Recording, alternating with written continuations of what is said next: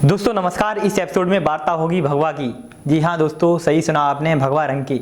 Video आप पूरा देखें। इसमें धर्म के उन भगवाधारियों की पोल खोली गई है जिन पर देश को नाज होता है और ये शैतान धर्म को बदनाम करने का काम करते हैं।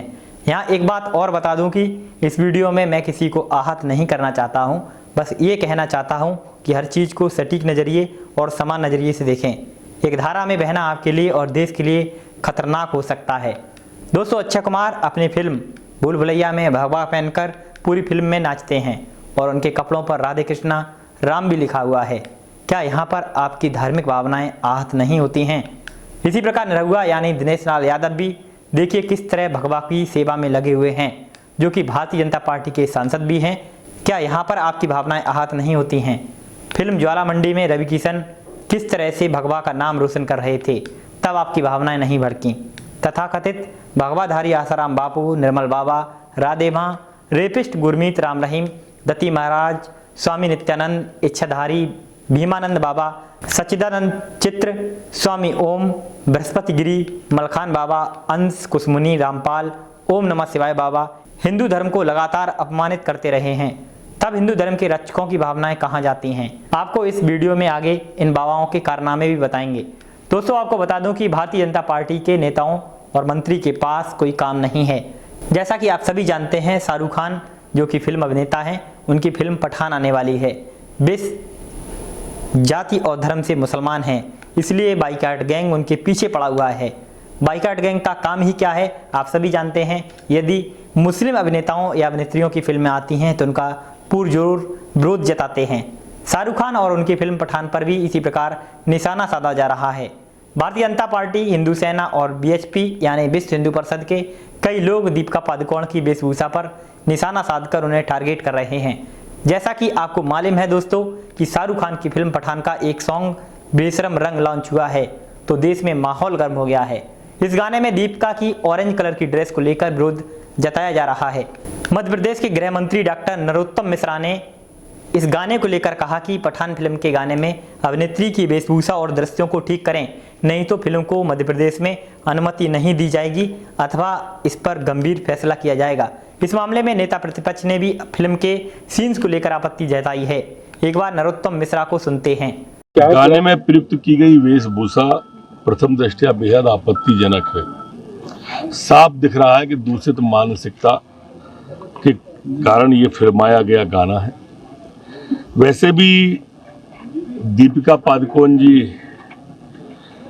टुकड़े टुकड़े गैंग की समर्थक रही हैं, जेएनयू वाले उसमें, और इसलिए मैं ये निवेदन करूंगा कि इसके दृश्यों को ठीक करें, वेशभूषा को ठीक करें, अन्यथा मध्य प्रदेश में इस फिल्म को अनुमति दी जाए या न दी जाए, ये विचारणीय प्रश्न होगा। दोस्तों, आपको बता दूं कि मध्य प्रदेश के गृह मंत्री नरोत्तम मिश्रा ने अपना गुस्सा जाहिर किया है तो पठान फिल्म को लेकर सांसद प्रज्ञा ठाकुर ने कहा कि ऐसे हीरो हीरोइन की फिल्में नहीं देखनी चाहिए जो भगवा को बेशरम कहते हैं। सच्चे हिंदू हैं, अगर आपके अंदर हिंदू का रक्त है तो यह फिल्म नहीं देखें। ऐसे हीरो हीरोइन के पेट पर लात मारो, इनके पेट पर लात पड़ेगी तो यहाँ से भाग जाएंगे। आइए सुनते हैं प्रज्ञा ठाकुर ने क्या कहा। हिंदुओं को बोलने की स्वतंत्रता नहीं है। जब से माननीय मोदी जी का शासन आया, हिंदू अपने को जागृत अवस्था में, कम से कम जीवित अवस्था में थोड़ा सा मानने लगे हैं, पर अभी भी उनको प्रतिकार करने की हिम्मत नहीं होती है। लेकिन मैं ये ठोक करके बोलती हूँ कि जिसने भगवा का अपमान किया उसको भारतीय जनता पार्टी ने और भारतीय जनता पार्टी के साथ हमारी जनता ने मुंहतोड़ जवाब दिया है। अब भगवा को अगर कोई अपमानित करेगा तो उसको मुंहतोड़ जवाब नहीं, उसका मुंह तोड़ के हाथ में रखने की हिम्मत रखते हैं। और इसलिए रखते हैं क्योंकि सनातनी जीवित है, सनातनी जिंदा है। हम सन्यासी भी इसके लिए कभी पीछे नहीं हटेंगे। आपने देखा कि प्रज्ञा ने कहा कि जिसने भगवा का अपमान किया हो उसको भारतीय जनता पार्टी ने और हमारी जनता ने मुंहतोड़ जवाब दिया है। जब भगवा को अगर कोई अपमानित करेगा तो उसको मुंह तोड़ जवाब नहीं, उसका मुंह तोड़कर हाथ में रखने की हिम्मत रखते हैं। और इसलिए रखते हैं क्योंकि सनातनी जीवित हैं। भगवा हमारे देश की आन बान शान है। वहीं विश्व हिंदू परिषद के राष्ट्रीय प्रवक्ता विनोद बंसल ने एक वीडियो जारी किया। उन्होंने इसमें फिल्म के निर्माताओं की जमकर आलोचना करते हुए कहा है कि भगवा को बेशरम कहना और अश्लील हरकतें करना हिंदू विरोधी मानसिकता की पराकाष्ठा है। दोस्तों, इन बयानातों से ऐसा लगता है कि इन लोगों को कोई काम नहीं है। अरे भाई, मध्य प्रदेश पर ध्यान दो, अपने क्षेत्र के विकास पर ध्यान दो। वैसे तुम्हारी क्या मानसिकता है कि आप एक हीरोइन के कपड़े को देख रहे हैं? दोस्तों, भारतीय जनता पार्टी एक तीर से दो निशाने लगा रही है। एक तो शाहरुख खान की फिल्म पठान का बाइकआउट करना है, तो दूसरी दीपिका पादुकोण, जो कि बहुत कम बोलती हैं लेकिन मुद्दों पर अपनी राय जरूर देती हैं, इसमें वे पीछे नहीं हटती हैं। मैं आपको बताना चाहता हूं कि जेएनयू में जब गुंडागर्दी का माहौल था, तब दीपिका पादुकोण जेएनयू के छात्रों के साथ खड़ी हुई थीं। इसके लिए बीजेपी के नेताओं ने उनका विरोध जताया था। उन्होंने कहा था कि दीपिका पादुकोण टुकड़े टुकड़े गैंग का साथ दे रही हैं। दोस्तों, बीजेपी के सांसद गिरिराज सिंह ने, जिन्होंने कल ही नीतीश कुमार पासवान पर हमला बोलते हुए शराब की तुलना भगवान से कर दी। जी हाँ दोस्तों, उन्होंने कहा कि बिहार में शराब भगवान की तरह है, जो दिखता तो नहीं है पर हर जगह मौजूद है। दोस्तों, इस पर धर्मरक्षक क्यों नहीं भड़के? अगर ये बात राहुल गांधी, तेजस्वी यादव, अखिलेश यादव ने कही होती तो पता नहीं क्या से क्या हो जाता और हर जगह गुस्सा होता और यही धर्म के रक्षक इनके खिलाफ अनाप शनाप बोल रहे होते। और यहाँ तो भगवान की तुलना आप शराब से कर रहे हैं। कितना आपत्तिजनक बयान है। क्या नरोत्तम मिश्रा, प्रज्ञा ठाकुर इस पर नहीं बोलेंगे? दोस्तों, बता दूं कि इन नेताओं के अंदर ना धर्म के लिए कोई श्रद्धा है और ना ही भगवान राम के लिए कोई श्रद्धा है। यह सब धर्म की आड़ में राजनीतिक रोटियां सेकते हैं। अब बात फिल्म डायरेक्टर विवेक अग्निहोत्री की करें तो दोस्तों, इस आदमी ने बीफ खाने की वकालत की है, वो भी खुलेआम, और कहता है कि मैं अभी अभी भी बीफ खाता हूं और कहता है कि सबसे अच्छा बीफ कहाँ मिलता है यह भी जानता हूं। क्या आप इसकी फिल्म को बाइकआउट करने की कोशिश करेंगे? मैं 100% कहता हूं कि आप ऐसा बिल्कुल भी नहीं करेंगे, क्योंकि यह आदमी बीजेपी के प्रोपेगेंडा को बढ़ाता है, जो लगातार धर्म की तौहीन कर रहा है और अश्लील फिल्म बनाता है। द कश्मीर फाइल्स भी इसी ने बनाई थी, जो कि बीजेपी ने जमकर प्रचारित की थी, और इसी व्यक्ति ने हेट स्टोरी जैसी फिल्में बनाई जो काफ़ी अश्लील थीं, लेकिन तब विरोध किसी ने नहीं किया था। क्या तब अश्लीलता पर भाषण देने वाले नेताओं की जुबान नहीं खुली थी? दोस्तों, अब आपको बताना चाहता हूं कि पठान फिल्म में दीपिका पादुकोण ने जो भी किया हो उसकी सेंसर बोर्ड ने इजाजत दी है।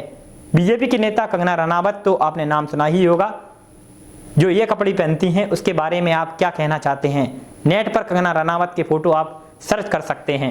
इस पर आप क्यों चुप रह जाते हैं? आप एक पक्ष को लेकर फरमान जारी क्यों करते हैं? या मैं आपको स्पष्ट कर दूं कि कपड़े पहनने से कोई संस्कारी नहीं हो जाता। साड़ी पहनकर और सलवार कमीज पहनकर भी कई लड़कियां संस्कारी नहीं हैं।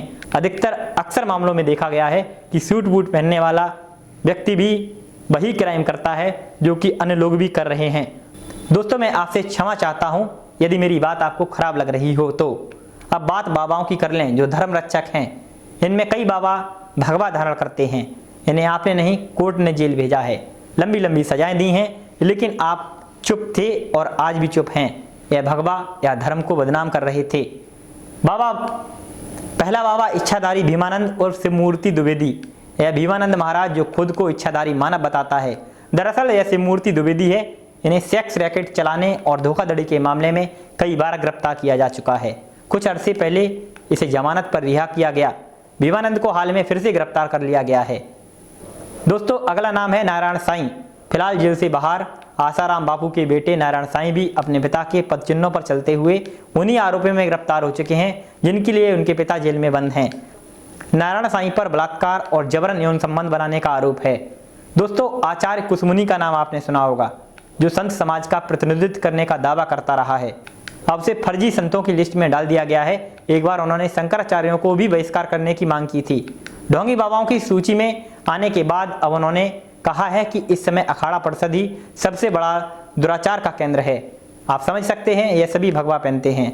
बृहस्पति गिरी का नाम उत्तर प्रदेश में अलखनाथ ट्रस्ट के मंदिर से संबंधित है। उन पर आरोप है कि उन्होंने जालसाजी से अलखनाथ ट्रस्ट के मंदिरों पर अधिकार हासिल करने की कोशिश की। साथ ही इन पर ट्रस्ट के पूर्व महंत धर्मगिरी की हत्या के आरोप भी लगते रहे हैं। अगला नाम है सच्चिदानंद गिरी उर्फ सचिन दत्ता। उत्तर प्रदेश के नोएडा के शराब कारोबारी सचिन दत्ता और सच्चिदानंद को निरंजनी अखाड़े का महामंडलेश्वर बनाने पर विवाद खड़ा हो गया था। गिरी का प्रयाग में महामंडलेश्वर की उपाधि दी गई थी। सच्चिदानंद बियर बार के साथ डिस्कोथेक और रियल एस्टेट में कारोबार चलाता है। आप समझ सकते हैं इसका कारनामा क्या है। अगला बाबा स्वामी ओम उर्फ विवेकानंद झा। एक रियलिटी शो बिग बॉस के प्रतिभागी रहे हैं और मारपीट कर शो से निकाले गए। ओम बाबा का नाम अक्सर सुर्खियों में रहा। इसका असली नाम विवेकानंद झा है। उनके खिलाफ साइकिल चोरी से लेकर कई आपराधिक मामले दर्ज हैं। ओम बाबा महिलाओं पर अभद्र टिप्पणी करने और अपने विवादित व्यवहार के चलते टीवी चैनलों में कई बार पिटा जा चुका है और सार्वजनिक रूप से जब बाबा पर मार पड़ती है तो क्या बीतती होगी आप समझ सकते हैं। इन मामलों पर धर्म के रक्षक क्यों नहीं बोलते। इसी प्रकार अगला नाम है निर्मल बाबा उर्फ निर्मलजीत सिंह। ईश्वर की कृपा भक्तों तक पहुंचाने का दावा करने वाला निर्मल बाबा उर्फ निर्मलजीत सिंह अंधविश्वास और धर्म के नाम पर ठगी का आरोपी है। बताया जाता है कि करोड़ों रुपए के मालिक निर्मल बाबा ईंट भट्टे से लेकर कई अन्य व्यापार कर चुके हैं। इस व्यक्ति पर लोगों से मनमाने ढंग से और बेतुकी सलाह देने के भी आरोप लगे हैं। अगला बाबा है रामपाल बाबा, जो खुद को कबीरपंथी कहता है। इस पर हत्या, देशद्रोह और बंधक बनाने समेत अवैध सामग्री समेत कई संगीन आरोप हैं। जेल में बंद रामपाल पर 6 गंभीर मामले थे, जिनमें 2 से उसे बरी कर दिया गया, लेकिन हत्या और देशद्रोह समेत कई अन्य मामले इस पर अभी भी लगे हैं, जिसकी सजा वह काट रहा है। अगला नाम है राधे माँ। आपने नाम सुना होगा इस महिला का। इसका नाम असली सुखविंदर कौर है, जिसे राधे माँ के नाम से जाना जाता है। इसकी जीवन शैली के चलते इसे फर्जी कहा गया है। उनके कपड़े और मेकअप करने का अंदाज, भक्तों से गले मिलने का अंदाज, उन्हें फूल देकर I love you from the bottom of my heart कहना जैसी कई चीज़ें उन्हें विवादित बनाती हैं। स्वामी असीमानंद का नाम आपने सुना होगा। साल 2007 में हैदराबाद की मक्का मस्जिद में हुए धमाके के मामले में स्वामी असीमानंद को आरोपी बनाया गया था। फिलहाल वो जमानत पर है, लेकिन उनके आतंकी गतिविधियों के चलते उन्हें पूरी आशंका से खारिज किया जाता है। इसी प्रकार अगला नाम है आसाराम बापू। आसाराम बापू को यौन शोषण और बलात्कार के आरोपों के चलते जेल में पहुंचाया गया था और इसको बाबाओं की सूची में बाहर कर दिया गया। इसी प्रकार राम रहीम, आपने इसका नाम सुना होगा। इस पर बलात्कार के आरोप लगे और इसे फर्जी घोषित किया गया। तो दोस्तों, इन सब पर आपको बोलना चाहिए, लेकिन आप सब मौन रहे और यह धर्म को तार तार कर बदनाम करते रहे और कई इनकी भक्ति में आज भी तल्लीन हैं। लेकिन आज लोग हर चीज को हिंदू मुस्लिम के नजरिए से देखते हैं। देश को खत्म इस प्रकार किया जा रहा है, जो कि सोचने लायक है। इसलिए दोस्तों, इस आज के एपिसोड पर आप आत्ममंथन जरूर करें और विचार विमर्श करें कि देश आखिर कहाँ जा रहा है। अब दीजिए मुझे इजाजत और खबर को कीजिए शेयर। चैनल को अभी तक आपने सब्सक्राइब नहीं किया है तो तुरंत सब्सक्राइब कर लें। शुक्रिया, नमस्कार।